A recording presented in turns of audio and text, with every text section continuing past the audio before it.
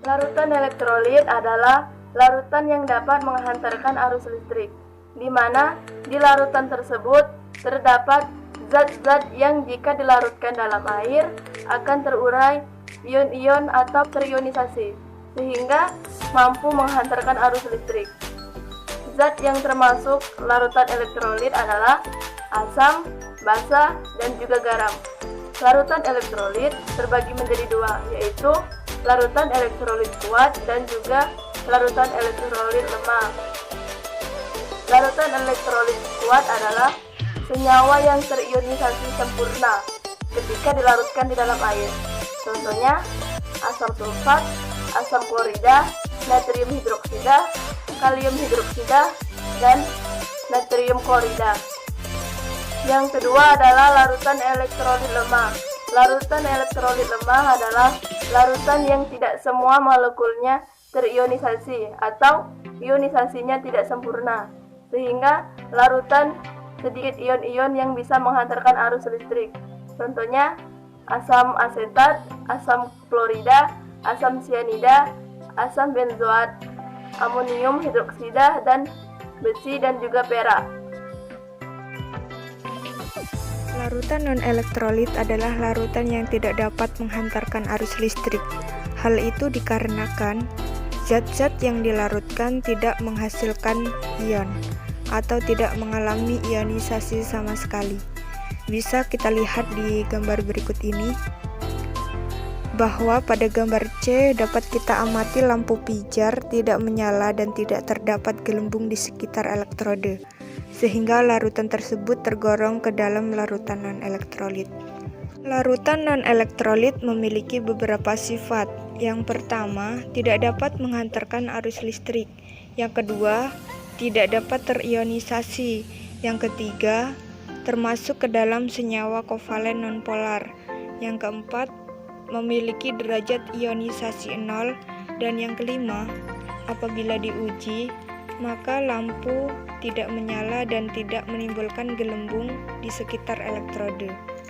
Adapun faktor yang mempengaruhi daya hantar listrik pada suatu larutan. Yang pertama adalah jumlah ion. Semakin besar jumlah ion pada suatu larutan, maka akan semakin besar daya hantar listriknya. Begitupun sebaliknya. Yang kedua adalah jenis larutan. Jika larutan tersebut berupa asam kuat atau basa kuat atau garam-garam dari asam basa kuat, maka daya hantar listriknya semakin besar. Dan yang ketiga adalah konsentrasi larutan. Pada larutan encer, ion-ion dalam suatu larutan lebih mudah bergerak, sehingga daya hantar listriknya besar. Dan yang keempat adalah kecepatan pergerakan larutan. Semakin cepat pergerakan ion dalam suatu larutan, maka semakin besar daya hantar listriknya. Di dalam kehidupan sehari-hari, larutan non-elektrolit memiliki beberapa manfaat. Yang pertama, bisa kita lihat pada glukosa atau biasa kita sebut dengan gula, yaitu digunakan sebagai sumber energi yang bersifat manis dan dapat larut di dalam makanan atau minuman. Dan yang kedua adalah urea. Urea ini biasanya digunakan oleh para petani untuk memupuk tanamannya. Dan yang ketiga adalah alkohol. Alkohol ini digunakan sebagai disinfektan atau obat luka. Yang keempat ada air suling, yaitu berfungsi untuk mengurangi dehidrasi. Baiklah, di sini saya akan melakukan praktikum larutan elektrolit atau larutan non-elektrolit. Sebelum kita memulai praktikum, kita siapkan alat dan bahannya terlebih dahulu. Di sini sudah ada rangkaian arus listrik yang terdiri dari paku, lampu, kabel, baterai, karet, kertas, gunting, dan bahannya ada air cuka, air soda, dan air garam. Setelah bahan dan alatnya sudah disiapkan, kita lakukan langsung praktikumnya.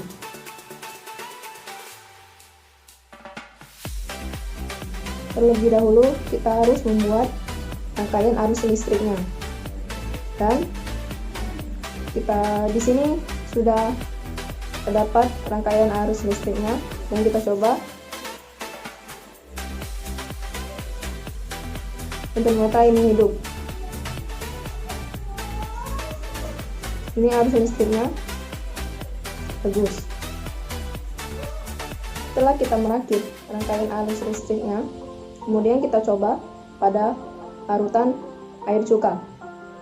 Apakah larutan air cuka ini termasuk larutan elektrolit atau tidak?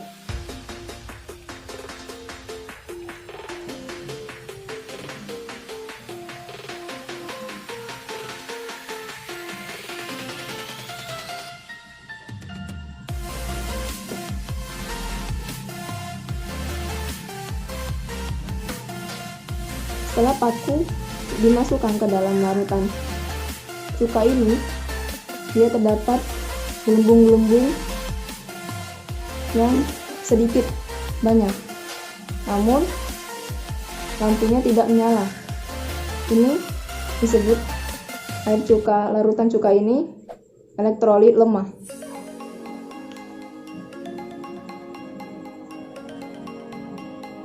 Setelah itu kita coba pada larutan garam.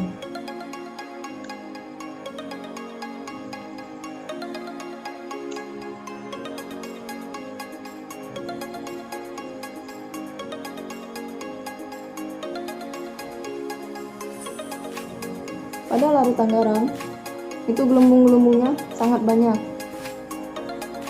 dan membuat lampu itu menyala.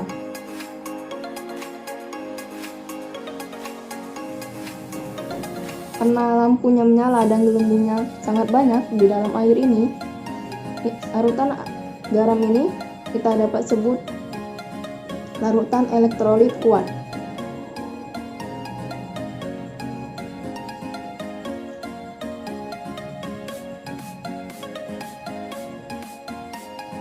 Selanjutnya, larutan soda.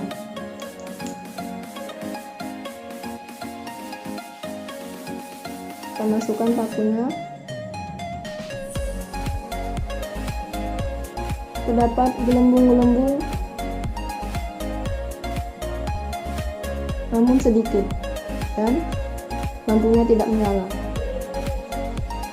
Ini artinya larutan air soda ini termasuk larutan elektrolit lemah.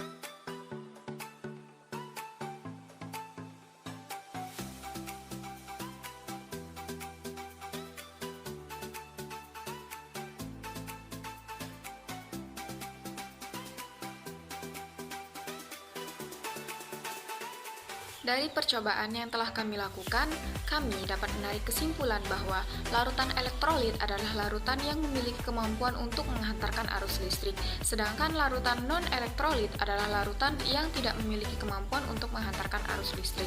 Nah, larutan elektrolit ini terbagi menjadi dua, yaitu larutan elektrolit kuat, contohnya adalah larutan garam, kemudian larutan elektrolit lemah, contohnya adalah larutan soda kue, kemudian cuka, dan juga air jeruk. Nah, kemudian larutan non-elektrolit contohnya adalah larutan gula dan juga air hujan.